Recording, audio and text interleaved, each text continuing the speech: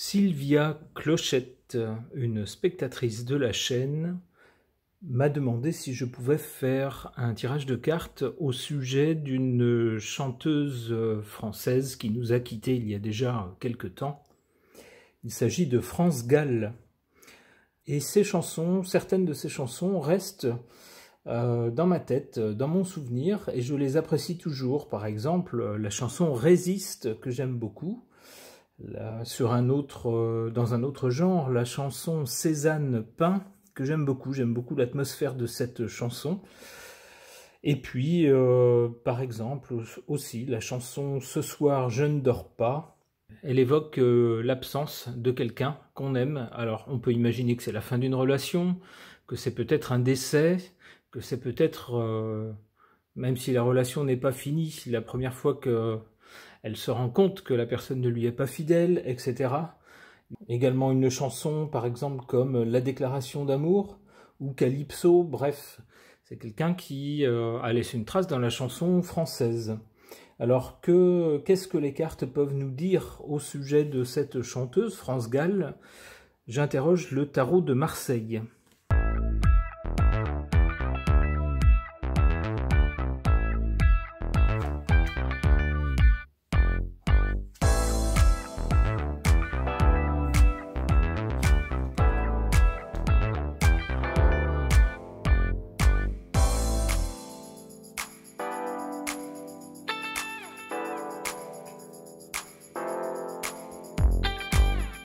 Avec cette carte de la papesse, il semble que dès le départ, on a eu affaire avec France Gall à quelqu'un d'intelligent, quelqu'un de plutôt sage et d'assez cérébral finalement, qui n'abattait pas toutes ses cartes, qui ne se dévoilait pas complètement, qui était plutôt dans l'observation et la tentative de compréhension des situations et des gens. Quelqu'un qui ne disait pas tout non plus au sujet de sa vie, de ses ressentis, etc. En carte centrale, on a cette carte de la justice. Alors si mes souvenirs sont bons, si je ne me trompe pas, il me semble que cette chanteuse était native du signe de la Balance. Alors en astrologie, traditionnellement, on associe la balance justement à la justice, c'est-à-dire le souci de bien peser le pour et le contre concernant les situations et les gens, et le souci d'être juste. Donc ça correspondrait bien à cette carte de la justice.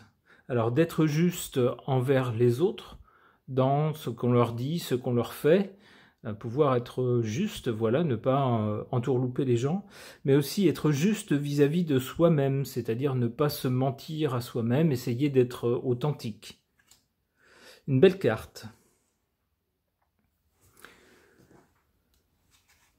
Du côté ici plutôt de la dernière partie de sa vie, on a cette carte de l'empereur, donc on peut penser bien sûr à Michel Berger, qui a partagé sa vie, même si il semble que les dernières années, ils aient été beaucoup moins proches qu'ils n'ont bien voulu le dire.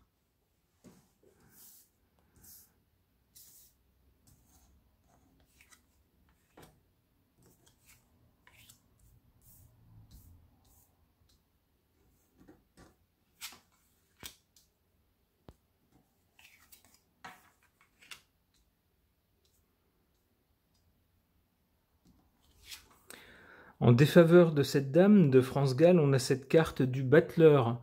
Peut-être que son succès a déboulé un peu tôt dans sa vie. Le battleur est la carte de la jeunesse, entre autres, la fougue de la jeunesse, mais aussi la naïveté de la jeunesse. Alors qu'il pense qu'il suffit d'imaginer les choses et de les vouloir pour qu'elles se réalisent quasiment, et qui ne prend pas toujours la mesure des difficultés. Qui croit aussi les gens sur parole, sans se douter que certaines personnes ont parfois un double visage, ou font les choses pour d'autres motivations que celles qu'elles affichent.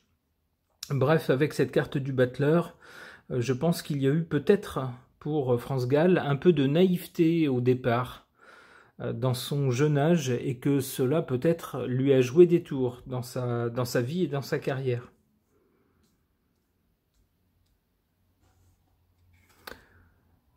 En carte positive, forte, bénéfique pour elle, on a cette carte de l'amoureux. Je pense que c'est malgré tout quelqu'un qui a eu suffisamment de pondération pour ne pas trop s'emballer et qui a su, avant de prendre des décisions, j'allais dire tourner sa langue cette fois dans sa bouche, se retourner le cerveau cette fois pour savoir si c'était bien la bonne décision, prendre la mesure des risques, prendre la mesure des enjeux aussi, de ses capacités, etc. pour essayer de ne pas faire de bêtises. Et puis on voit ici plusieurs personnes. Donc il est possible aussi qu'elle ait su prendre conseil auprès de diverses personnes. Alors bien sûr les conseils on les écoute ou on ne les écoute pas, mais ça ne coûte rien d'en prendre. Et puis peut-être aussi c'est quelqu'un qui a su s'associer aux bonnes personnes. Alors on peut penser à Michel Berger, mais pas seulement. C'est quelqu'un qui, alors on sait dans le show business, les gens se connaissent un peu, se croisent sans doute à l'occasion de rencontres, peut-être dans les maisons de disques, peut-être dans des médias ou à l'occasion d'événements, etc. C'est un petit milieu. Eh bien, il semble qu'elle ait su jouer de cela en sa faveur et qu'elle ait su s'entourer des bonnes personnes.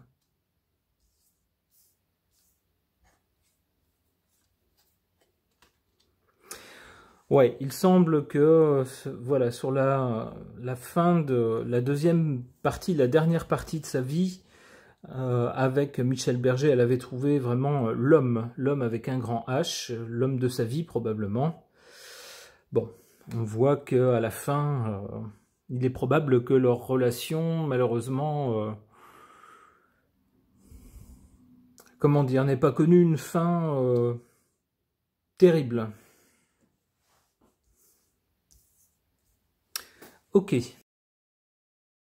Pour tenter d'en savoir plus sur France Gall, cette chanteuse française, j'interroge les cartes des archétypes.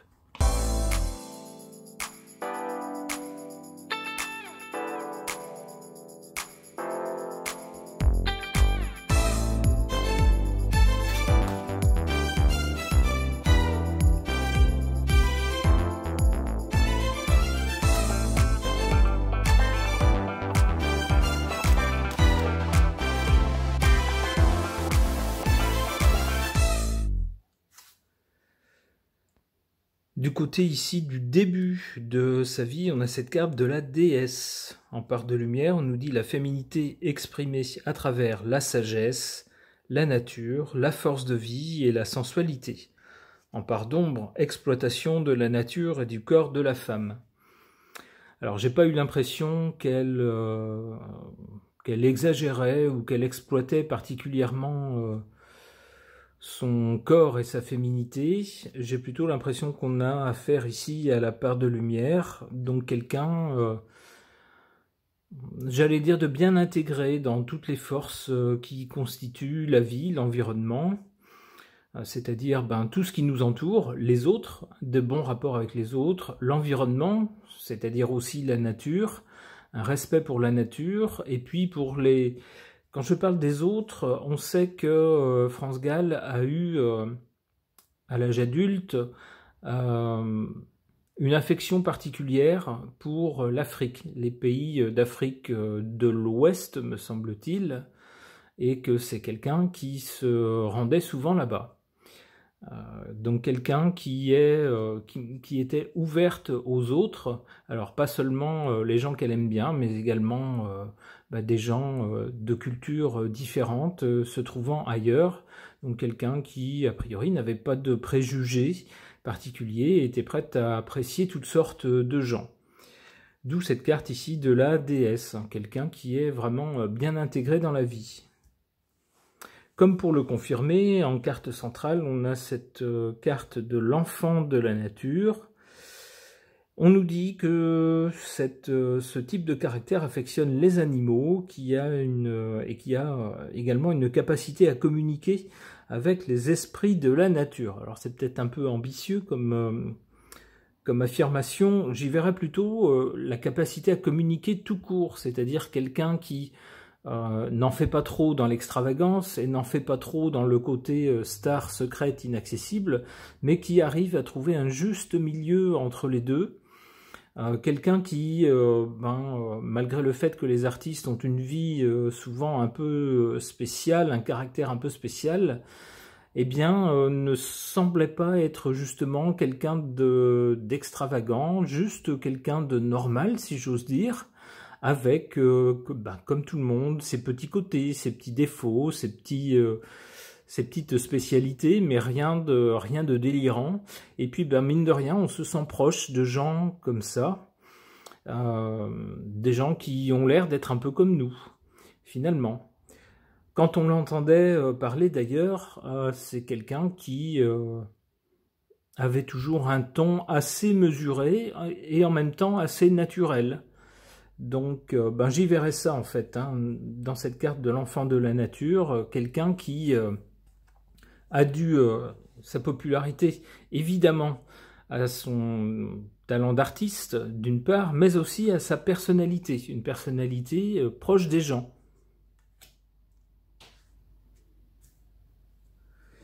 Ici, du côté de la dernière partie de sa vie, on a cette carte de l'enseignant qui nous dit, en part de lumière, a le don de communiquer son savoir, son expérience, ses habiletés et sa sagesse. Donc ça rejoint ce que je disais à l'instant, quelqu'un qui a un contact, une qualité de contact avec les autres, qui fait que cette personne communique, ne garde pas non plus, ne vit pas pour elle-même, ne vit pas dans sa tour d'ivoire en gardant son savoir jalousement et puis son talent pour elle-même bien caché et surtout sans jamais le partager.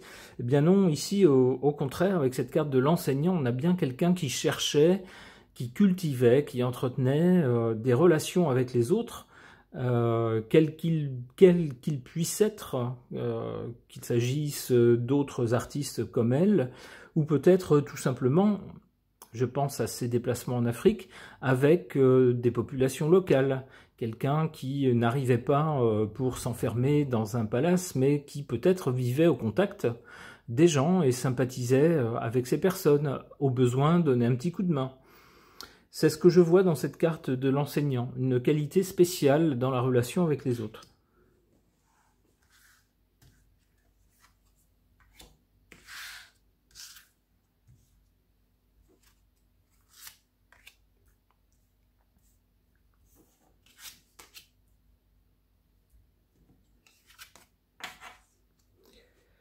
En défaveur de France Gall, ici on a la carte du pionnier, qui nous dit en part d'ombre, alors je dois faire quelques efforts pour le lire, car c'est écrit en très clair sur un fond très clair.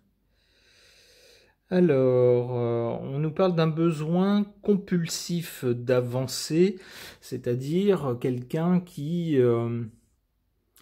en quelque sorte, aurait culpabilisé de vivre sur ses acquis, sur son argent gagné, sans en faire autre chose que de mener la belle vie. Non, quelqu'un, ici, nous dit-on qu'il y avait un besoin compulsif de servir une cause, de faire quelque chose, si j'ose dire, de sa vie. Comment dire ça ? De se dédier, comment dire, de servir un but plus grand que le seul but de réussir sa vie pour elle-même. Quelque chose de plus grand qu'elle, aller vers les autres, aider les autres, peut-être. Être pionnier dans certaines choses, peut-être dans la défense de certains droits, dans la défense de certaines populations ou dans leur aide. Mais on nous dit avec cette carte dans cette position que ça a joué en sa défaveur. Alors, je ne connais pas les détails de la vie de France Gall, mais peut-être qu'en cherchant parfois à aider les autres ou à défendre certains droits des autres ou à certaines causes, elle s'en est peut-être mordu les doigts. Alors, on connaît tous, bien sûr, ces épisodes où on essaye d'aider quelqu'un et puis on s'aperçoit que la personne ensuite nous fait un sale coup ou bien profite de nous. Bon, ça peut être ce genre de choses avec cette carte-là. En faveur de France Gall, on a cette carte du libérateur qui nous dit « Vous libère et libère les autres des vieilles croyances tenaces et des schémas de pensée négatifs. » Alors, comme cette carte est en sa faveur, en position positive, on peut voir justement en France Gall quelqu'un qui a su trouver la bonne méthode, le bon ton pour faire avancer les choses pour les autres. C'est-à-dire le moyen terme entre ne rien faire du tout en se disant c'est pas mon problème, c'est votre problème, c'est à chacun de se bouger. Voilà, c'est l'excuse bien pratique pour ne rien faire et puis profiter de ces petites affaires. Et puis à l'opposé, vouloir prendre en main la vie des autres et décider pour eux en disant t'inquiète pas, moi je vais me battre pour toi. Oui, sauf que les autres ne l'ont peut-être pas demandé. Eh bien, ici, avec cette carte du libérateur, on a quelqu'un qui, a priori, savait trouver le juste milieu entre ces deux extrêmes. Quelqu'un qui était sensible, a priori, au sort des autres, capable de les comprendre, de comprendre leurs problématiques, qui ne sont pas forcément les nôtres. D'une personne à l'autre, on n'a pas le même univers, le même vécu, la même sensibilité. Et donc, les solutions qui sont bonnes pour certains ne sont pas forcément bonnes pour d'autres. Donc quelqu'un qui était capable de comprendre tout cela et puis d'aider les autres à trouver le bon chemin pour une bonne évolution vers, on nous dit, une libération. Donc libération de ce qui les limite, de ce qui les enchaîne, etc. C'est une bonne carte.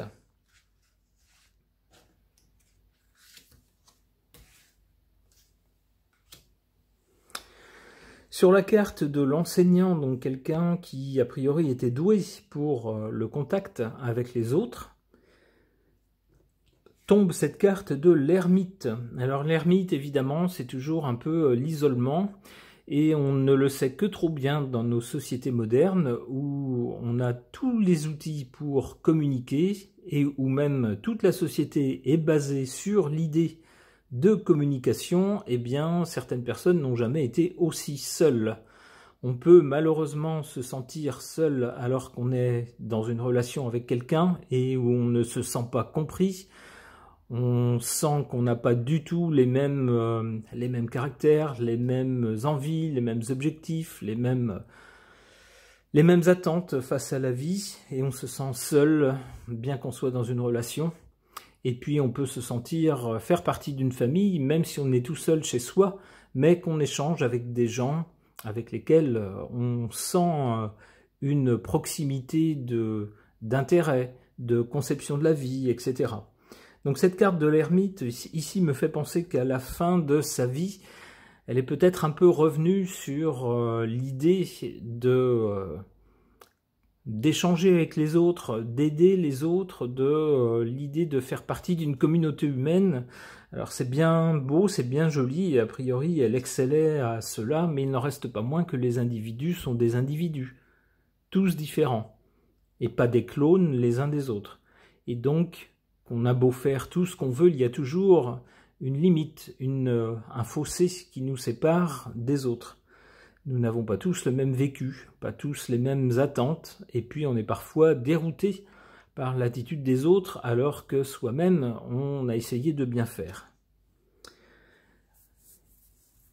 J'espère que ce tirage aura plu à Sylvia.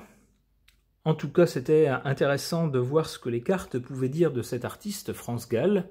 Ce tirage est maintenant terminé, merci de l'avoir suivi.